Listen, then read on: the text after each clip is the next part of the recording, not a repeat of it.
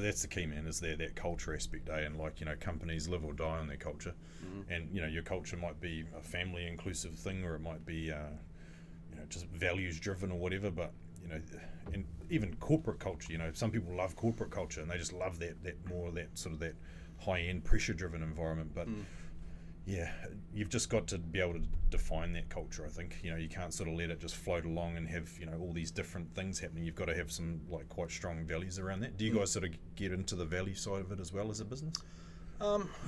Not specifically. It's something I've always struggled with. I think that those kind of values, like I get it that a company has a motto and values, but I always felt they're quite generic. Yeah. So we'll just kind of let it just be a bit more natural, and it's kind of one of the reasons why we set up a social club. Just kind of gave the team their own budget. Yep. Every week there's some kind of money goes into that budget, and they can just go organise their own thing. Let them kind of be in control of some of that culture that they're building. Well, there straight away you define that it's people driven, and it's driven by the team. It's not driven by one individual or you guys. As owners of the company, it's driven by the team, and that straight away that tells a lot about the culture. You guys are happy for the team you trust them enough to get on and build that camaraderie. A larger part is around camaraderie, and you trust them enough to do that.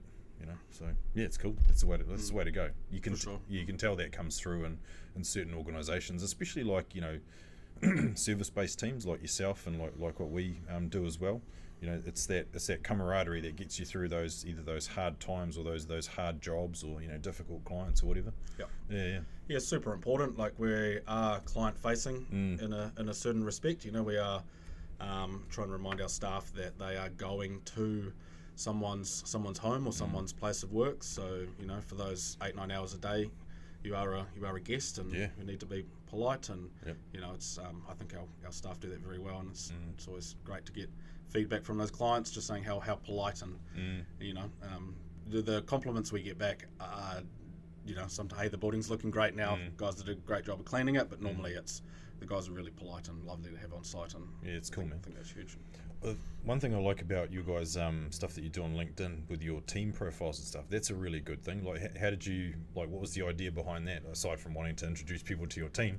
Was it a bit of a brain fart one day, or was it a planned thing? I'll have to admit that it was some really good advice from someone, Jacob Stanfield from Local Market. Nice. Give him a plug there. Social media expert, and he kind of put a plan together for us of kind of how to schedule those posts, and maybe like a job of the week, and then kind of another post during the week can be a introducing the team. And so we kind of backdated that and went through and kind of asked the team some generic questions. What's your favorite job, and with the guys on the at height, what's your tallest building, and just a few questions like that, and slowly kind of drip feed that into the social media. And